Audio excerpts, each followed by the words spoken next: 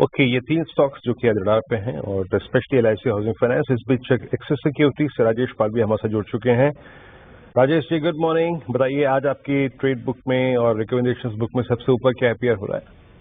Call क्या? Good morning Viren ji, good morning everyone. So stock जो पसंद आ रहा है वो है UPL, United Phosphorus limited.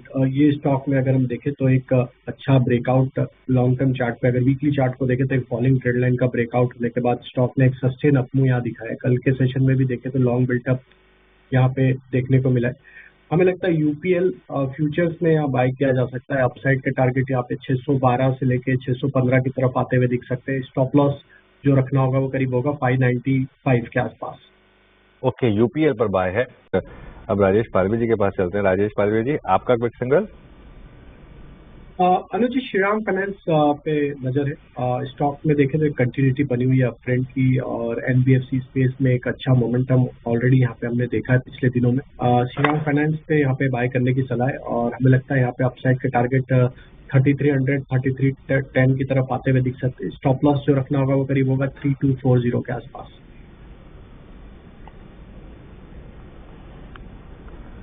Okay, ये जो 2620 2650 है ना राजेश पालवी जी, ये जनवरी 2022 से लेके आ रही इस पूरी चैनल का स्विंग हाई है।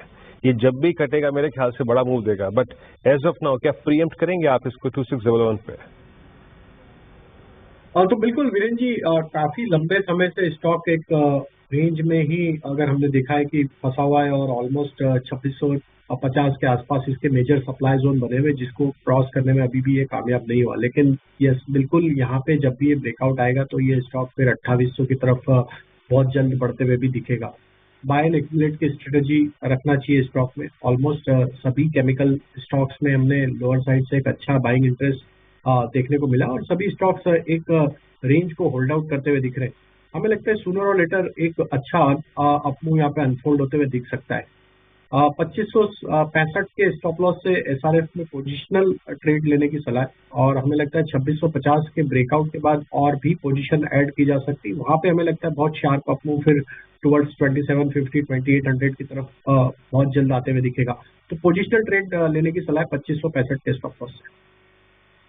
कल भी बात हुई थी कि केमिकल्स में मार्केट एक एक करके रिवॉर्ड कर रहा है आपको, और एक वोल्टा आज सुबह से तीसरी बार शायद ये पिक हुआ है। राजेश जी, एफएनएस सुपरस्टार आपका? अनुज जी, पीईएल पिरामल एंटरप्राइजेस पे नजर है।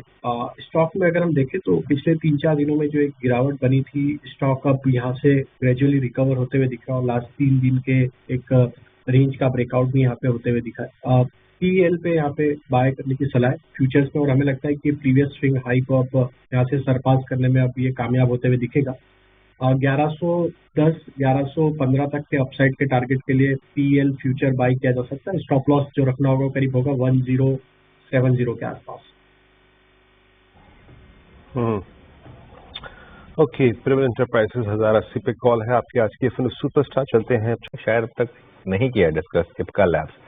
इप्का लैब्स देखिए एक बार, ये स्टॉक में एक शानदार मोमेंटम है। जब से इनका वो रतलाम प्लांट क्लियर हुआ था तब से इसमें एक वन वे रैली रही है। राजेश पालवी जी, इप्का लैब्स कोई व्यू है क्या आपका इस स्टॉक पर?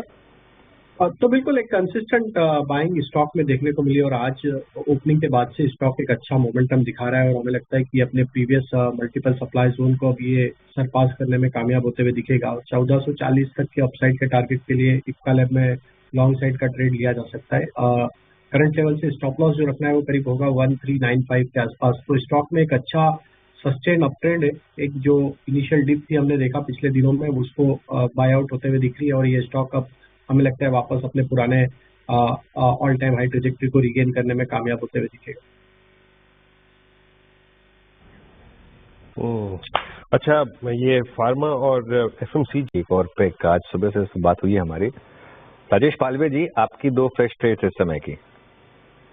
तो अनुज जी, थोड़ा बाइंग इंटरेस्ट यहाँ पे आईटी में वापस लौटते हुए दिख रहा है, और हमें लगता है जिस तरीके से आईटी सेक्टर ने परफॉर्म किया है पिछले कुछ हफ्तों में, ऑल टाइम हाई ट्रेजेक्टरी पे ऑलमोस्ट ट्रेड कर रहा है इंडेक्स। तो हमें लगता है एचसीएल टेक पे यहाँ पे कंटिन्यूटी रहेगी। जिस तरीके के ब्रेकआउट यहाँ पे एचसीएल टेक में हुए हैं, और आज भी देखे तो वापस स्टॉक अपने हाई पॉइंट पे ट्रेड करते हुए दिख रहा है। एचसीएल टेक फ्यूचर्स पे बाय करने की सलाह है। अपसाइड के टारगेट 1845 1850 की तरफ आते हुए दिख सकते हैं। स्टॉप लॉस रखना होगा करीब 1798 के आसपास। और दूसरा स्टॉक जो पसंद आ रहा है वो है बाटा इंडिया।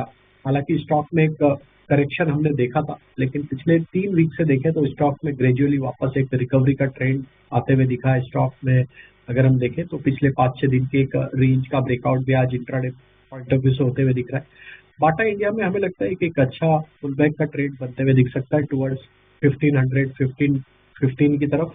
तो बाटा इंडिया फ्यूचर पे बाय करने की सलाह है। स्टॉप लॉस होगा करीब 1455 के आसपास। ओके चलिए, तो ये इस समय की ट्रेड्स। अब थोड़ा लॉन्ग टर्म